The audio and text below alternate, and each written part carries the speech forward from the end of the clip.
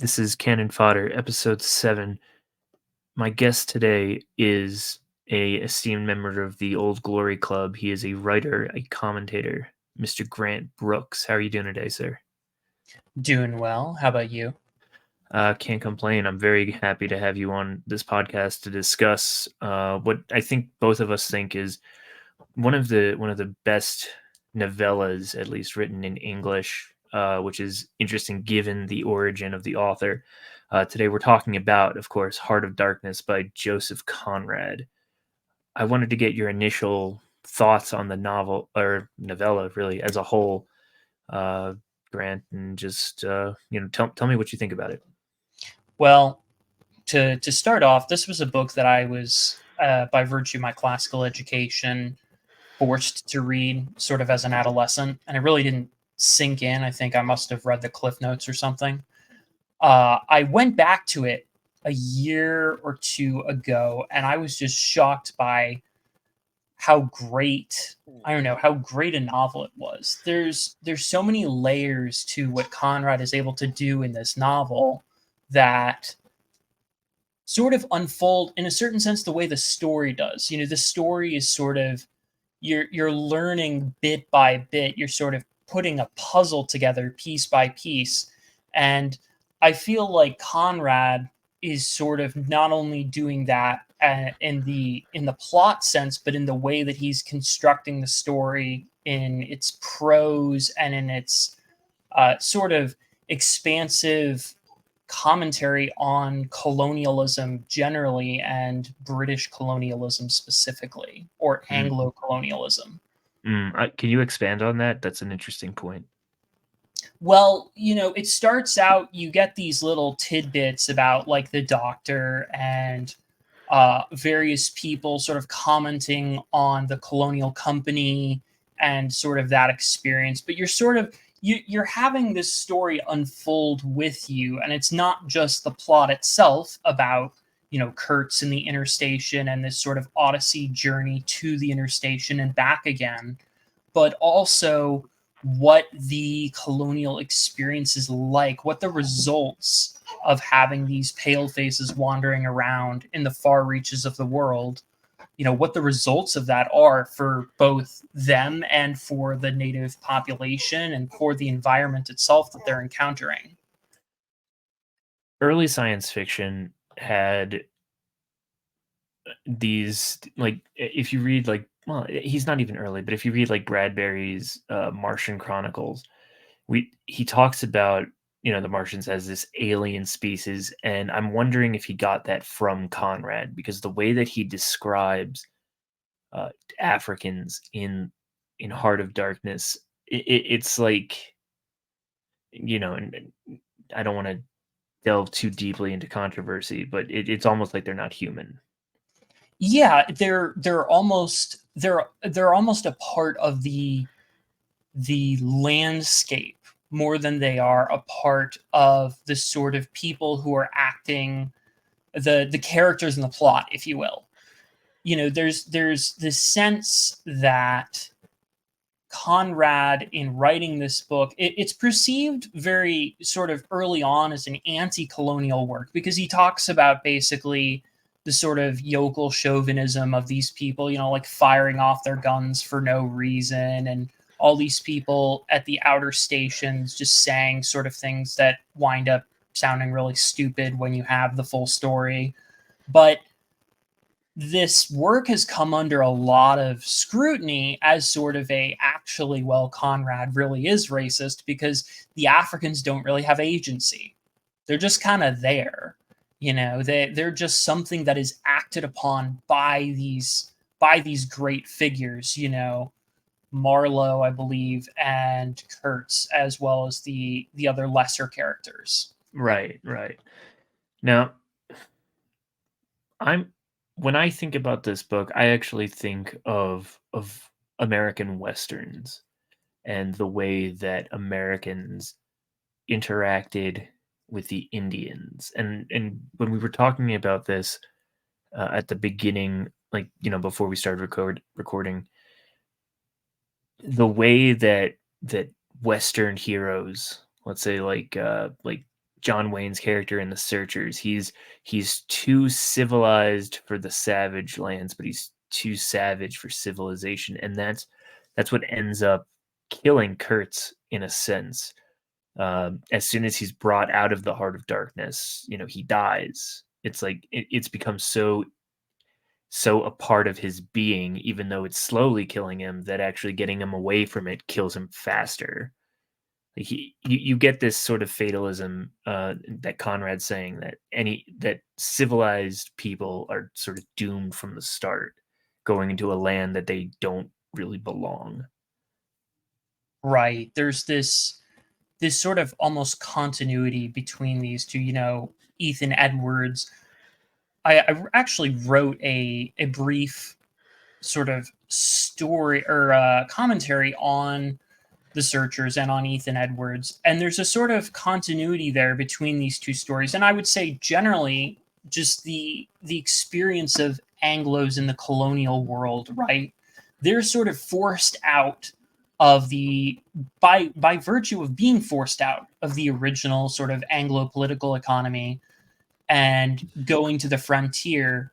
They're able to adapt. They're able to create something actually pretty profound and, in a certain sense, terrifying, right? But they really wind up being pigeonholed in that they can't go back, but they are also they're creating a world in which they cannot exist.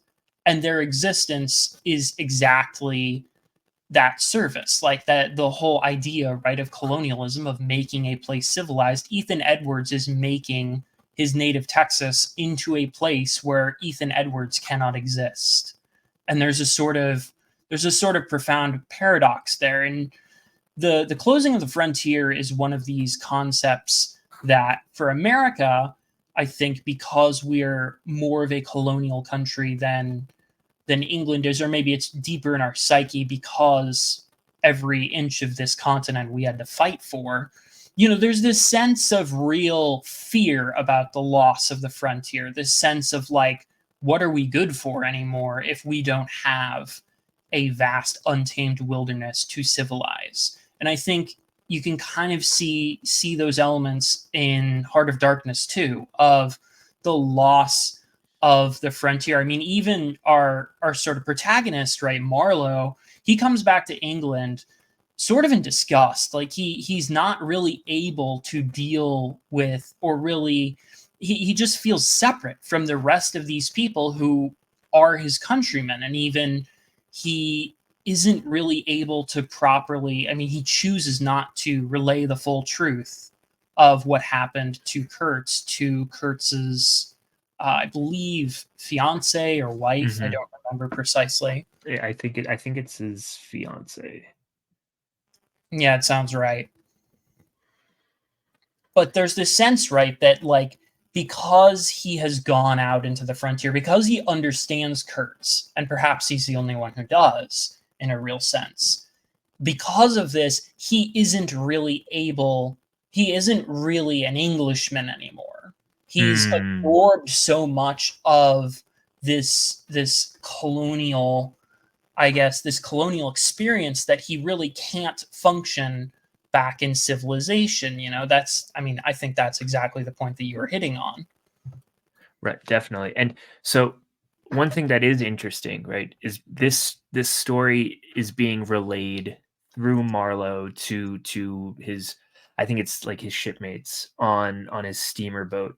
So while he doesn't relay the full truth to people who are totally removed from the dirty parts of colonialism, he relays it to the crew members on his ship, either to kind of get them ready for what they're going to experience somewhat, or to people who understand. It's like you don't tell war stories to women and children. Right. Yeah, there's this sort of Dr. Nick Land actually wrote briefly about Conrad, and in this essay that he writes about him, I mean, it's more general than just Conrad, but he really uses him as an example of this concept he sort of calls English maritime liberalism. And what he means by this is that there is this sort of like, when you have a situation where there's a high degree of colonial expansion, there's a high degree, in a certain sense, right, of piracy, of just lawlessness on which civilization is attempting to impose itself. You get this sort of vortex where there's a lot of people on the inside who sort of get put on the outside, and there's a lot of people on the outside who sort of get put on the inside. There's this sort of almost crucible that makes these people who do the stamping of civilization, makes them all the same, but makes them also sort of unable to be anything else. It really almost creates a new sort of group, a new sort of person in a certain sense. Right. And I'm thinking about the first Romans who land in England, right? And they meet, kind of savage people. All the notes from, either Romans of the time, generals, politicians, they're talking about how these guys just kind of hang out in the muck all day, and they're like the stupidest, ugliest people they've ever seen. And yet somehow they also become English over time, right? So it's like, and I don't want to do that thing where it's like, England is made of immigrants or anything like that. But there's like Boers, right, in South Africa are a different people because they because of their experience on the continent. Let's say, Americans are different than Anglos because they had to conquer the continent. Yeah, I mean that's exactly right, and I mean that's exactly what sort of English maritime liberalism is talking about, right? You have this sense in which you are forced into a different sort of like you're creating almost a new ethnicity out of an old one, Right. but also out of all the people who come along. I mean, there's this sort of this famous phrase that I came across in sort of studying a lot of Anglo-American history, and specifically American history, where it would say, Americans are essentially like colonial Anglos and friends. And the other sort of and friends thing is, right, if you survive the frontier, or if you survive life on a ship, or if you survive the savage sort of war to the knife of a lot of North America and Africa, you may have been originally Dutch or Polish or something else, but really you're not that anymore. You are far more similar to the people who experienced that, even if they didn't experience that with you, than you are anyone else back in the home country. And I think this is even touching on like the idea of what a white person is, because there's been some sort of back and forth in the last few months about like, well, is a white person a real category, and people will appeal to the old country about like, no, well, I'm Dutch Reformed, no, I'm Polish or whatever, I'm Irish, this doesn't make sense. But where it does make sense, and what really created this identity, is like the colonial experience in Africa, in North America, and all these other places. Like a guy like Conrad, right, and Conrad's character, certainly, white is extremely obvious. It's a fact of life. It tells you exactly what this sort of person is like, what this sort of person's life is like, what their experiences are like. There's a certain sense in the colonial experience, right, where French Algerians, right, the white French Algerians, and white South Africans, they have far more in common with each other than they do with their respective their respective ethnicities or whatever back in their home country. And it's not to say that there's such a thing as like a quote unquote like blank slate. That's sort of the misnomer, and that's the ideology that sort of people try to use these truths to say. But there is a profound truth to say that, when you experience the sort of crucibles of colonial expansion, of the privations of sea travel, these things do knit you together in a way and make you into something new along with everyone else who experiences them. Yeah, it's Hegelian, Indeed. And so I want to talk about. I had a point, but I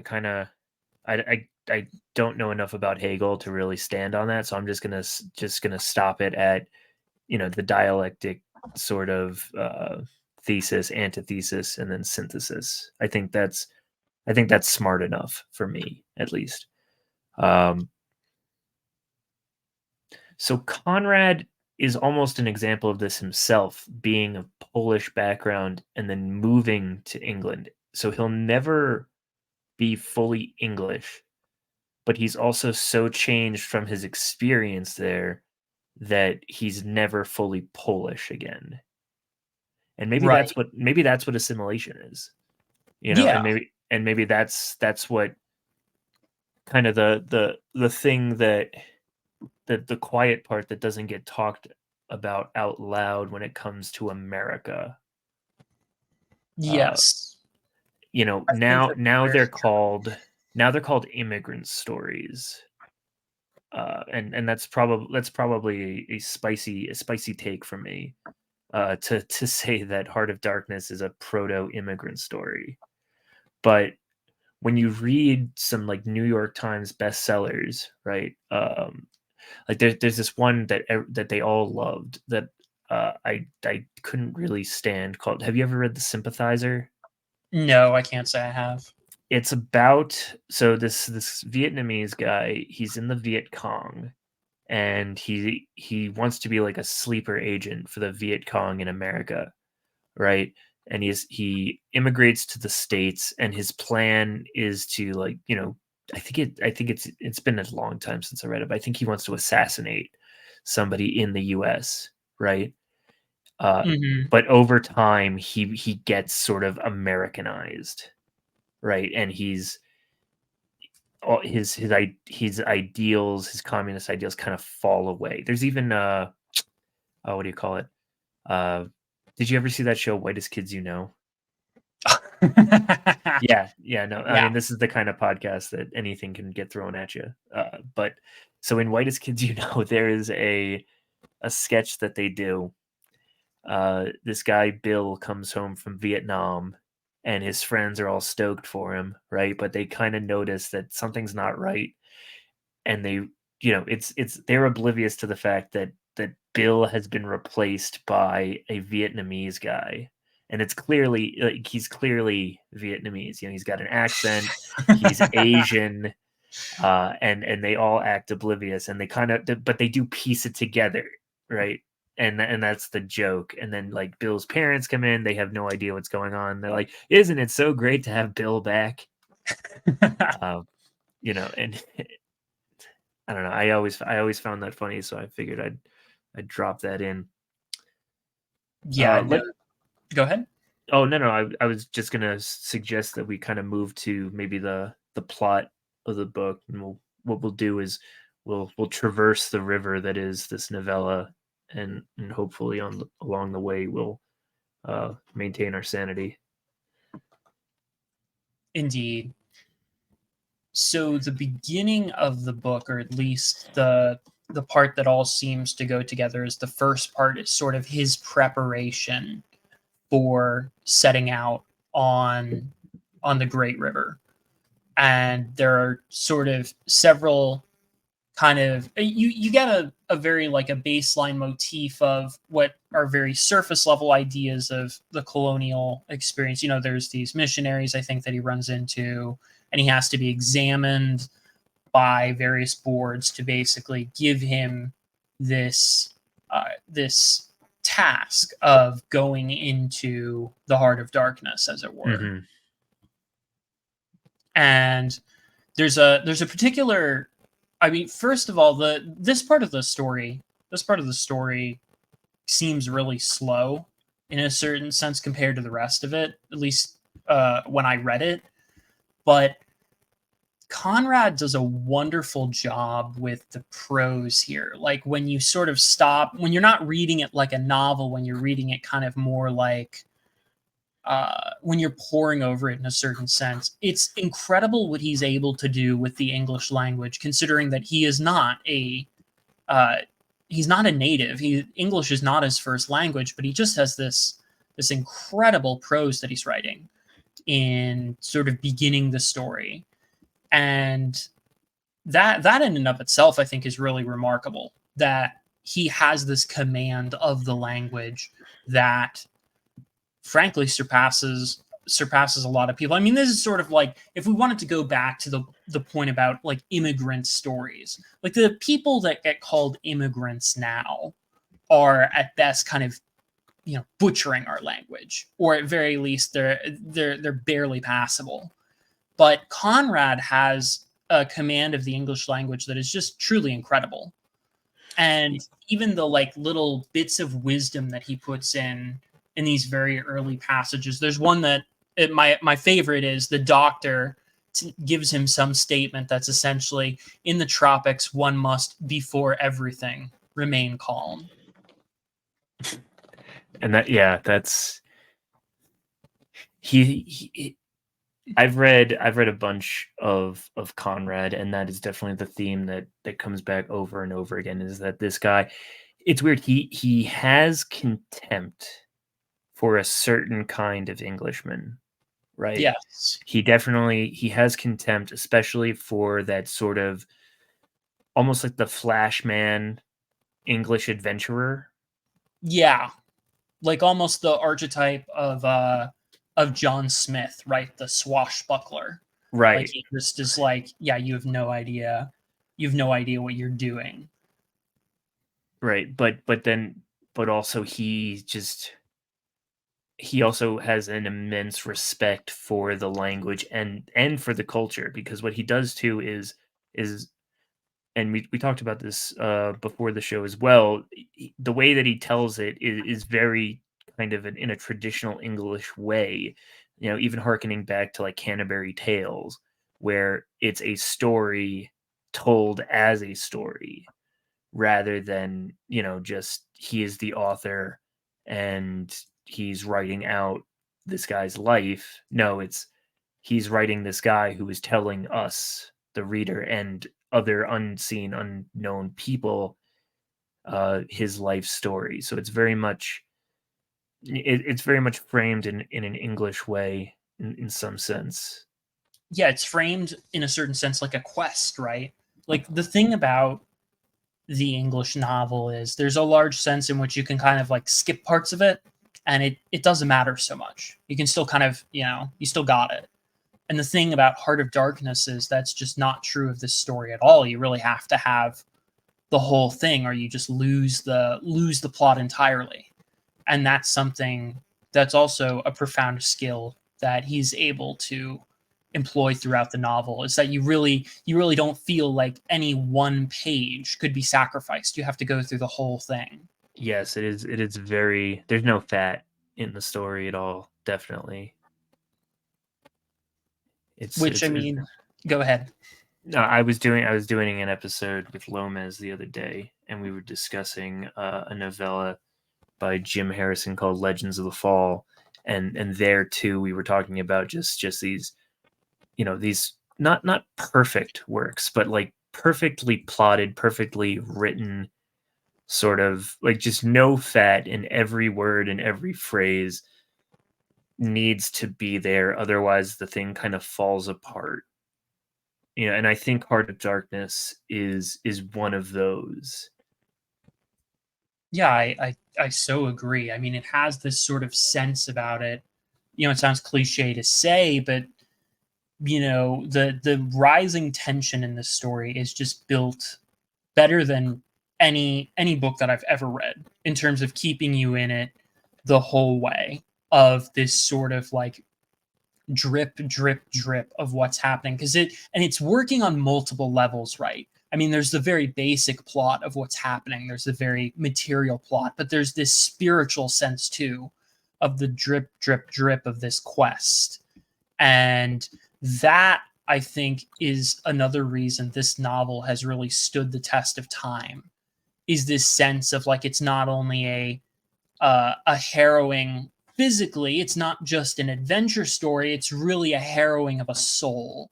And he's able to do that in a way that, there are a lot of great adventure novels, and I'm even a fan of the pulp works that became very popular in the last century, but they're just not able to bring you along on a spiritual, a religious quest in that sense, the way that this story is. There's so and I could make another English allusion there. It's like almost Arthurian. Oh, absolutely. But it's like if Gawain were searching for the Grail, but then had to sacrifice something, and he doesn't come back quite the same, because in the King Arthur tales, it's kind of back to status quo for most of the guys until Lancelot, really, Right. And I mean, really, actually, you could say that Lancelot kind of brings that heart of darkness to Camelot. Indeed. I would agree with that. Although I have not, my familiarity with those stories is pretty much like the bedtime tale version, and that's it. Right. I've got a guest coming on. As soon as I finish the book, we're gonna do The Man Who Would Be, or no, sorry, not The Man Who Would Be, the Once and Future King, by T.H. White. Man Who Would Be King. Maybe you and I will do that down the line, like Kipling. Because Kipling's another example of this, right? He's that's a another traditional guy adventure who is not really English anymore. Like, obviously Kipling, he's a Anglo-Indian, and his experience is there. I mean, you want to talk about the advent of what a white person is. I mean, Kipling is perhaps the foremost white poet that you could say of anyone. And it's because he comes out of this colonial experience that, in a certain sense, makes him just unable to relate to England the same way. I mean, his poetry is very very well liked in England, as far as I can tell, but everyone I've ever met who loves Kipling, like really, really loves him, they're all either American or South African or Australian. It's always, it's the Anglo-colonial peoples, because that's what Kipling was. But then you have the opposite side of the spectrum too, with someone like Orwell, right? Who also grew up in India. He was a policeman in India, right?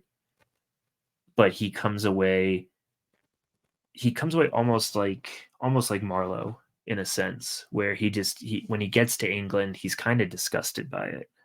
Yeah.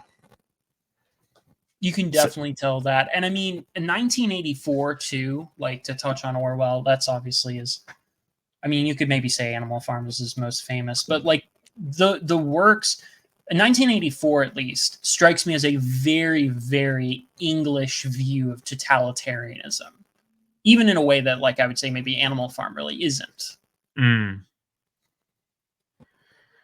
I think that's apt, because it's England. If you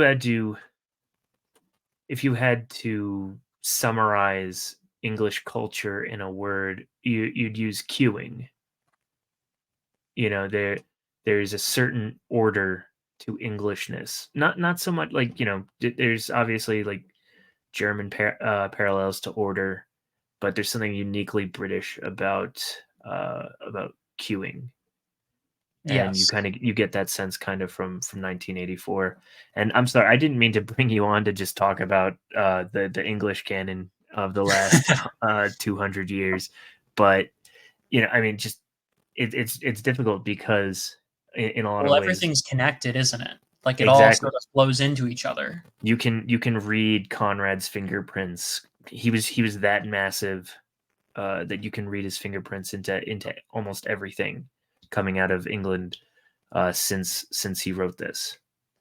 Yeah, I agree. I mean, in a certain sense, you could say he created a whole new genre, right, of English writing that kind of didn't exist. I mean, arguably, of course, yes, it did. There's these echoes that came before, but there is a sense in which he created something totally new It's like in terms of adventure noir.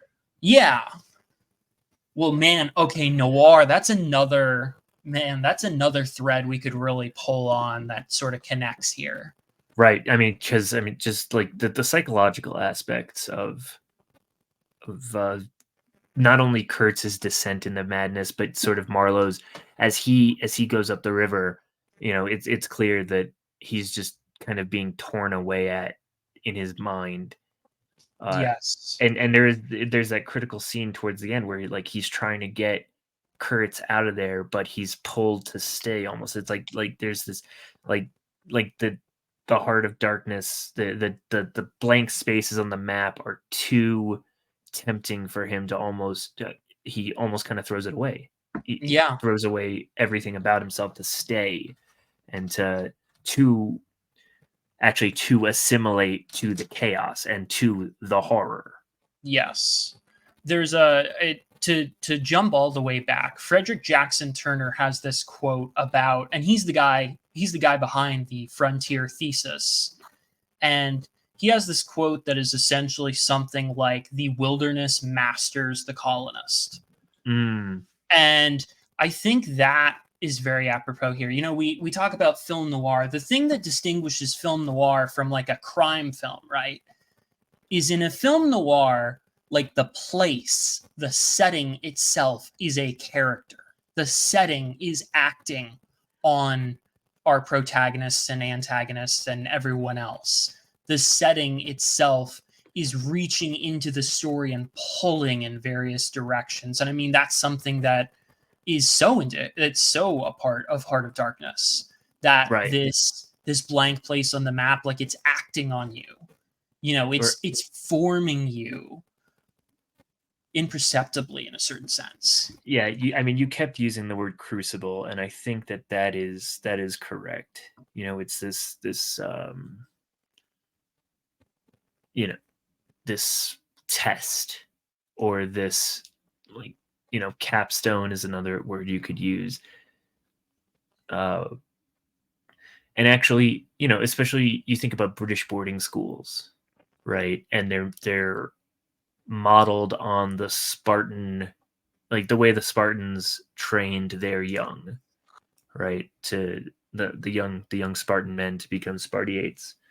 And it's almost like, you take these British gentlemen children, kind of, and their first task out in the world, in some sense, is to become. Yes, precisely. You're taking the raw material, and it obviously has things like genetics that imprint on it and everything else, but you're trying to put them through this fire so that you can mold them into something very specific.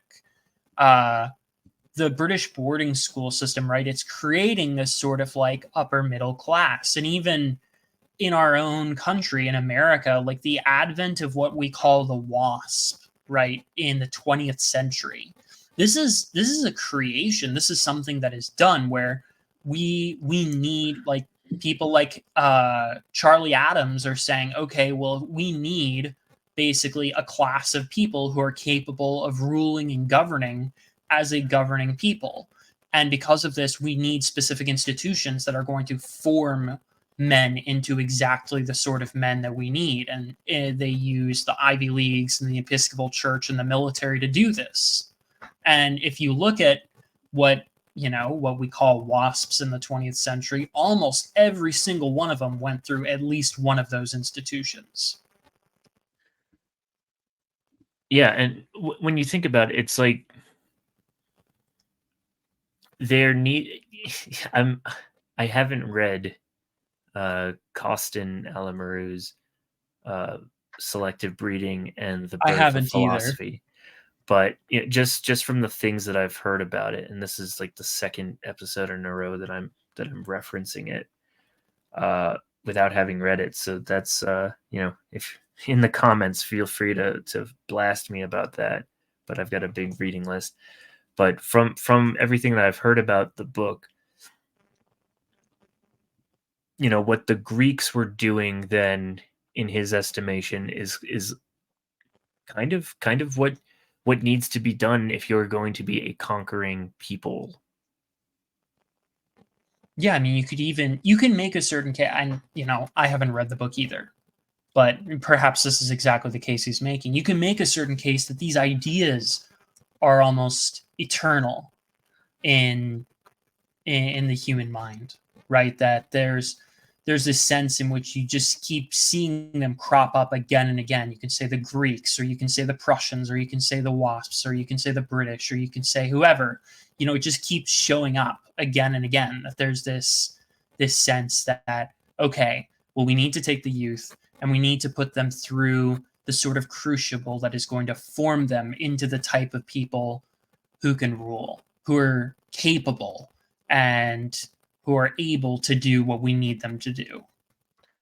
And the answer is Heart of Darkness, in a sense. It's like, yes, you can do all that, but and Comes with a Conrad, cost. yes, Conrad is the big but.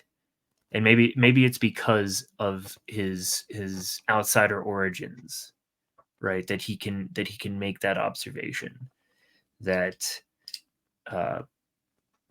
you are throwing a lot of human capital into these ventures, and in some ways because what Marlowe does, right? And I'm kind of stumbling over my words because I'm trying to form like the perfect sentence for it. But what Marlowe does at the end of this, he becomes essentially anti-British, right? And you see the same thing with Orwell to an extent. I think he likes his home, especially in comparison to other places. But there's these seeds of doubt in the mission, right?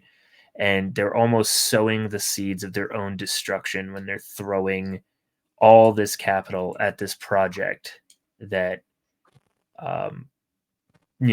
as soon as that little bit of doubt comes in, that sort of grows, right? And then we see like the decline of the British Empire, right? And I want to make parallels to that to today, right? We've Oh, I think definitely those are obvious. Yeah. we're well past the doubting stage of the American project.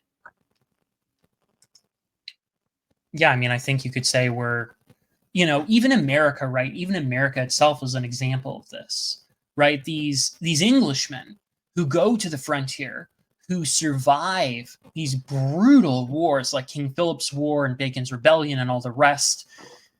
And in reward, they're treated as though they're not English, as though they're not really, they're not really the type of people that they know they are.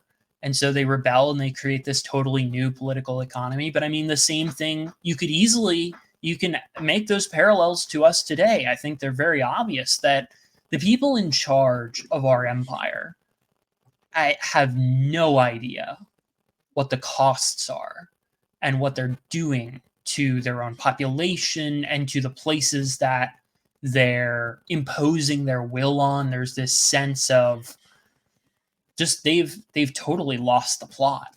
And eventually, you lose the plot and you treat people, you treat a certain type of person a way that you had best not treat them, and it comes back to bite you in the rear.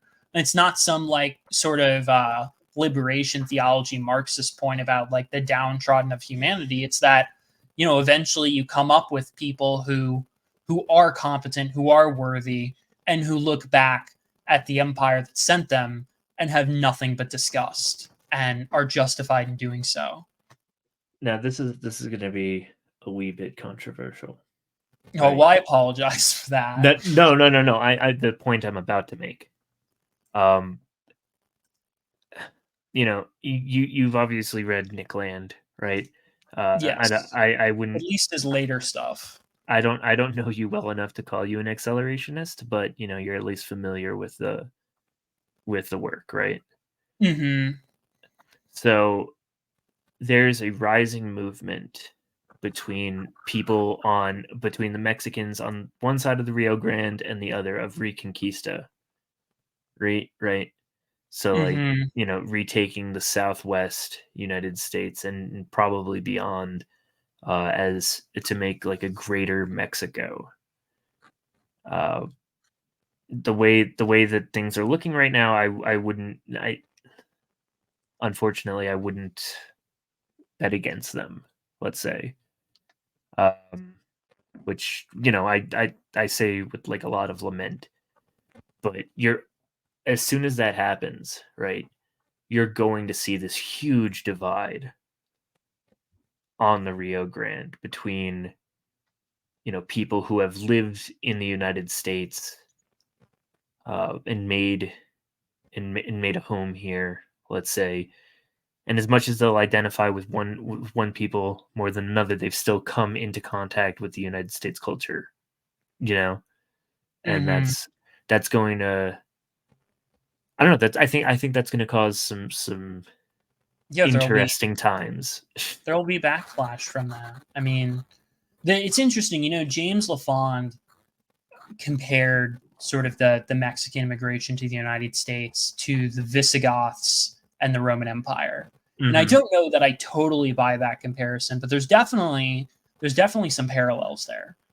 And I think there's something to be said that even though they do have this racial and ethno-linguistic familiarity, the people who have lived on the other side of the Rio Grande for however long they have, I mean, it does change you. Existing in the American political economy does change you, even in this state now, where frankly immigrants are really encouraged not to change. They're encouraged to keep as much as they can, but there is this sense in which, like, a Mexican living in America is going to, in 9 out of 10 cases, just going to be different in pretty significant ways the way that they live their life from a Mexican who lives in Mexico. The whole thing about identity, right? People can sometimes view identity or ethnicity or these things. They view it kind of through like this, oh well, you have your like special dress up that you do a couple times a year, right? You have Oktoberfest, that means you're German or whatever. But identity, these things, they're really about, well, how do you live your life, right? What is your day to day like? What are the day to day? There's a guy I really like who has this quote on Twitter where he said that tradition is essentially concealed inconvenience. Where are your concealed inconveniences? And when you look at it that way, you find a lot of things that you wouldn't have expected, but Mm. you find a lot of things that is exactly the sort of truths that Conrad in Heart of Darkness is pulling at. I want to kind of get us back on course with the novel, because I mean we're almost 45 minutes in. I feel like we've talked about the novel in these kind of abstract ways and the abstract interesting ways, but I'm trying to I'm trying to get people to read the book, and Yes, this you is should this read is the book. this is my curse, is that I go off on these interesting tangents, and my listeners are like, get to the point, Hudson. Uh, so we have Marlowe. He's going up the river. He makes it to the first station, right, where the railroad is being built. And even to go back to that comparison with westerns, the railroad is like the lifeline of civilization in this time, right? Yeah. So you have like the West. In the West, you've got Americans building the railroad to connect the coasts, right? To achieve manifest destiny. But there's sort of fatalism in Heart of Darkness, where it seems like this unachievable task. Like you're not going to create a railway from one end of Africa to the other, right? There's this big blank space on the map that just refuses to be conquered, and it will actually conquer you before you can conquer it. Yes, I think this is the emergence really of the you're meeting, I guess what you might say maybe is the antagonist of the story, and that being, the landscape itself, the nature itself. And yeah, exactly, there is this sort of like fatalism of you are trying to do the impossible and all you're going to do is break your own back doing it. There's a certain degree to which you can impose order on this place, but it's not going to bend to your will the way that you think it is. And you're starting to, as you get further down the river, you're starting to see that show up more and more, the sense of like there is only so much you can do. And I think this is a perfect time to mention Apocalypse Now, uh, because that's the American experience in Vietnam. Sure, you can have in Saigon you can have people drinking Coca-Colas and wearing blue jeans and listening to rock music, but as soon as you get to the hinterlands, you It all fades realize away. yeah, you realize that is just a cheap veneer, and it's like trying to create a garden in the jungle. The Yeah, jungle, if you're going to put so much effort in trying to get the jungle to keep the jungle at bay, and as soon as you let up for a second, it's going to swallow that garden right up. yeah. To the point too about the jungle changing you, right? I mean, perhaps the most visceral character in Apocalypse Now, the one that everyone remembers, right, is Robert Duvall's character. I forget his name, but yeah, Kilgore. Kilgore. And he has this statement of like, "Man, someday this war is gonna end," and you can just like hear the pain in his voice. That the idea that he won't be able to, strap up his helicopters, call in napalm, go surfing, play Ride of the Valkyries. I mean, like he's a man who's essentially been created by the place that he exists in, and he knows that it's not permanent. He knows the frontier is going to close, but all the same, he's like he's in love with it. He Yeah, wouldn't no, want to be anywhere else. he is in his element, and it's not the point of Heart of Darkness to have a character. It would kind of undercut Conrad's themes to have a character like that. Yeah, I mean, I In think there's a reason why he doesn't. Like, no such character I, w- exists in Heart of I Darkness. yeah, I will say that I think that it's a good addition to, like, I we were just talking about how we think it's like kind of a perfect novella, at least in terms of content, right? Maybe not in theme, but at least in terms of like the nuts and bolts of the sentences and the plot arc and the character arcs. No fat there. It's very lean. It's perfect in that sense. I do think that Apocalypse Now kind of adds to that with the Kilgore character, because it does give the audience, the audience in this case, in the reader, in the case of Conrad, a choice and a moral dilemma. You know, whereas it's kind of one dimensional with, well, not one dimensional, but it's pretty straightforward with Conrad. Yeah, the thing is unfolding, and you're going into the interstation. You're going up the river. There's no way of avoiding it. And what you might say about Apocalypse Now is it's Heart of Darkness, but you added in like the Americans in a Hmm. certain sense, because I think Kilgore does represent this sense in the Americans. I mean, you can kind of hear this. You mentioned the Searchers, right? Ethan Edwards is a great example of this too, although not quite to the same visceral degree, but of like almost this childlike love of war, this sort of looking at the heart of darkness and being like, a pig in mud, like just jumping for it and loving it in a certain sense, like truly being in love with it.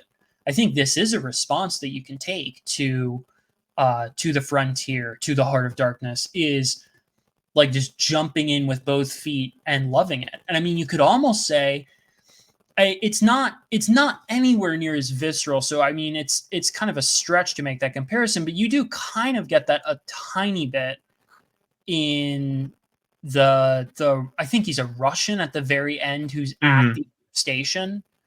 His character is a little bit of like, wow, I really love this place. And, compared to so many of the other characters, he seems really bubbly. Right. Yeah. And I mean, we're supposed to think that he's kind of lost the plot. And like he's out to Kilgore, lunch. you could say the same thing though, right? Like Kilgore is clearly a normal person looks at him and goes like, yeah, that guy has a screw loose. Like, what happened? Right. It's like, I'd be remiss if we didn't talk about Blood Meridian.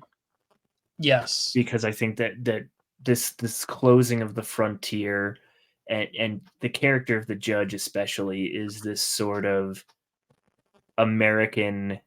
He's that pig in mud that you're talking about when it comes to war and conflict and strife and Colossus and bloodshed. He is that. And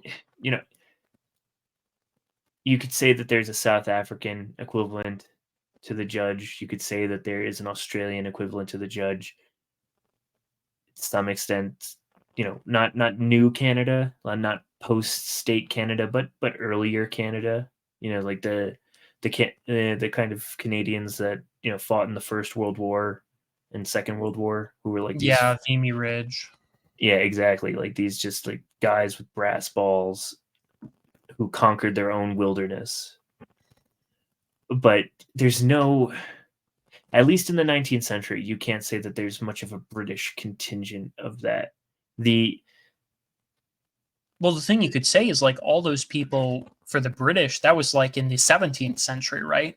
Like you think about a character like John Smith, right? Or Sir Walter Raleigh or Sir Francis Drake.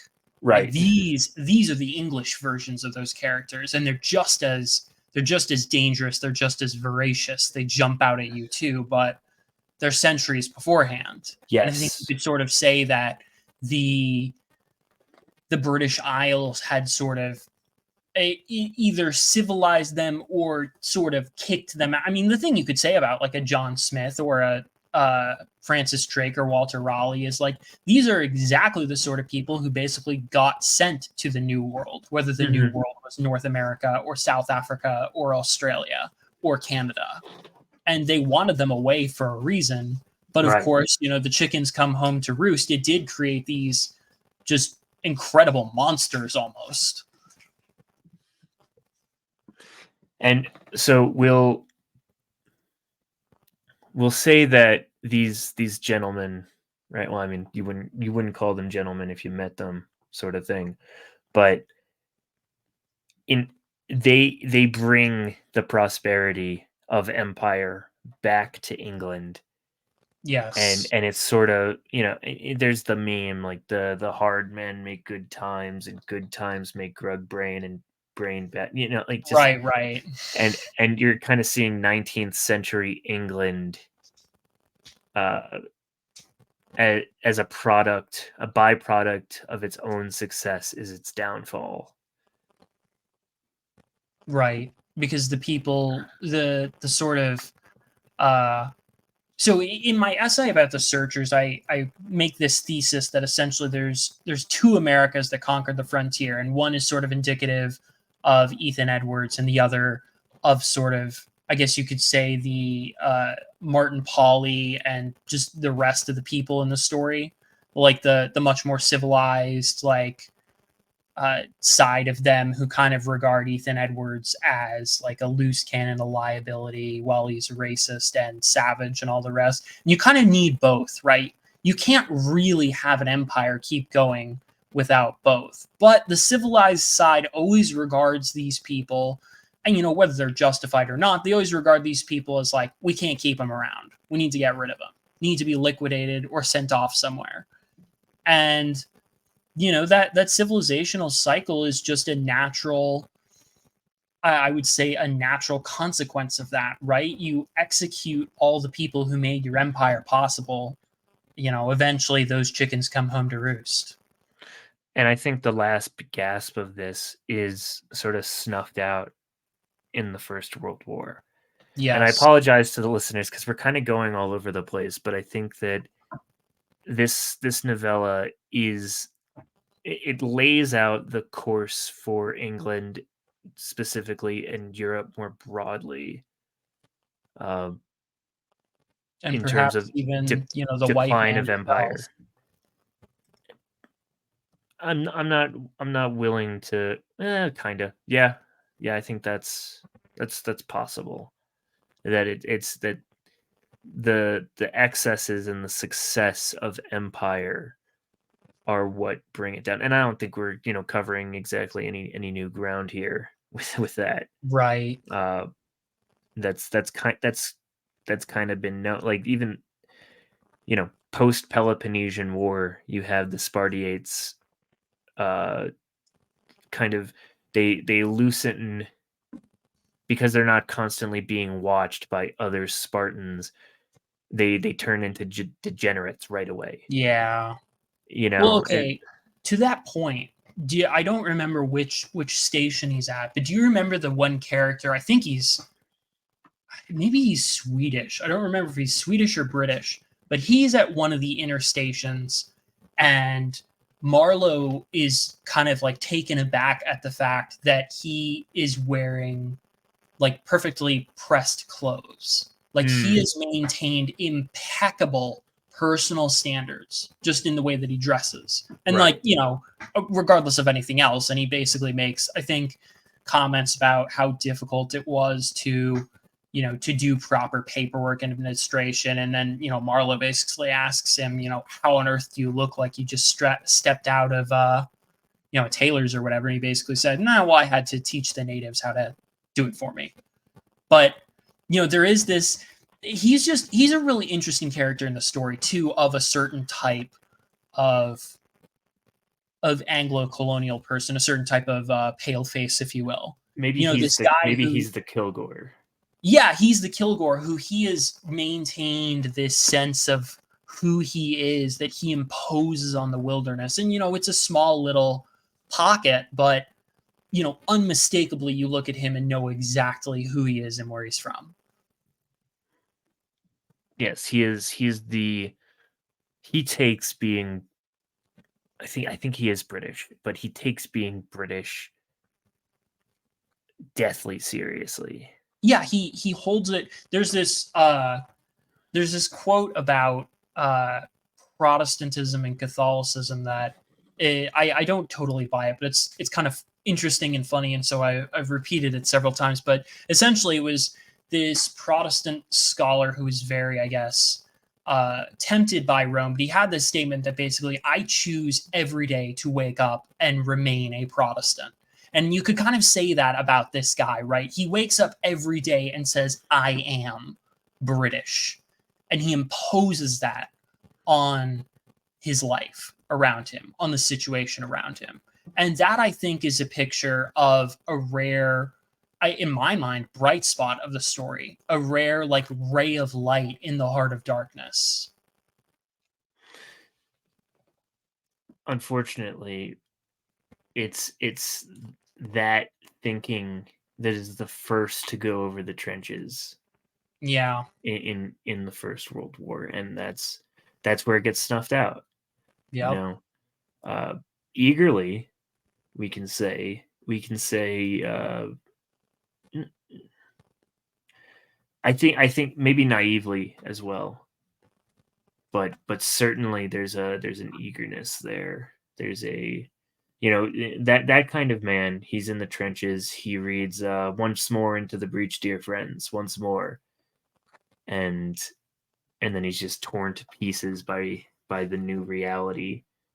Uh, and then that kind of that British colonialism no longer makes sense in that context when it's thrust into modernity, and Yeah. you kind of have this sputtering around where it's no longer go out and explore and conquer. It's okay, take care of everybody at home.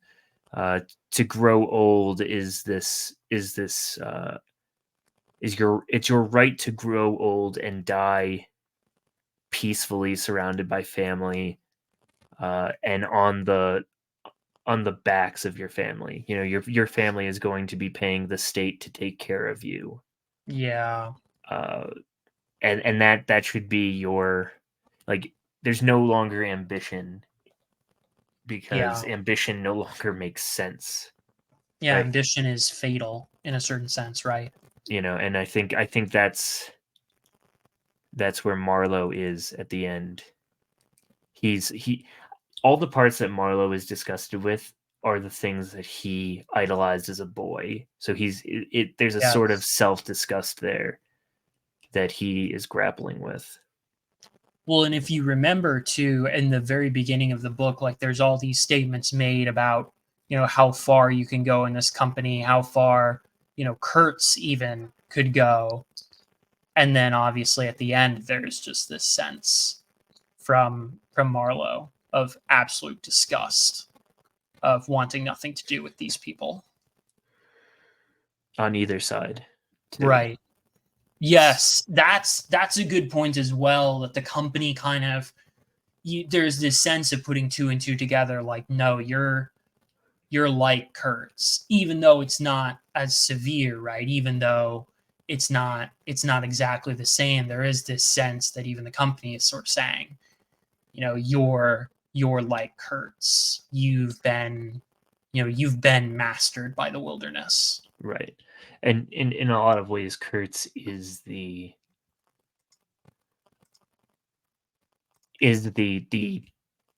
zenith of what the company is trying to achieve, Yes. because he does get results. Oh up yes. up until his illness, he's doing everything that they would want him to do. And I mean, yeah, you could talk about Dante in a similar way. Like the heart of darkness is kind of like the layers of hell in that sense. And you're Yes. just and to a point that you made earlier about not being able to skim it, like you can't skim Inferno, right? It is No. a long, arduous journey down, and you're not going to be the same at the end. Yeah, it's a Uh, crucible of a book. yeah, yeah, definitely.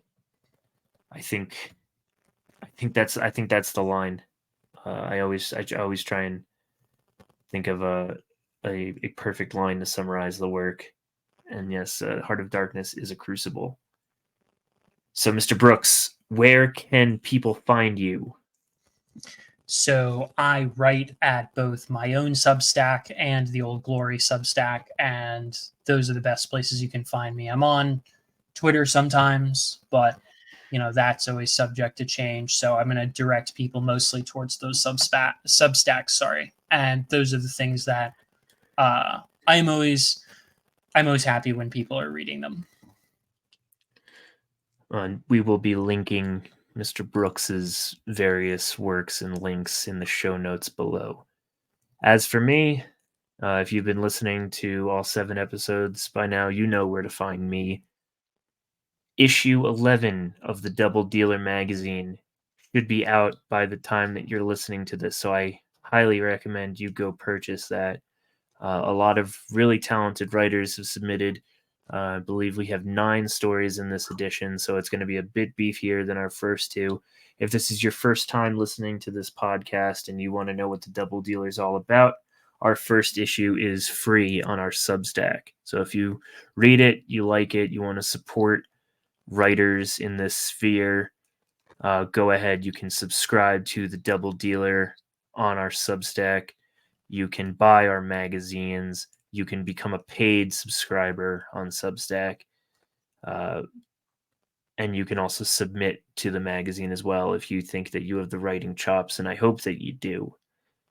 For the Double Dealer magazine, this is T.R. Hudson signing off.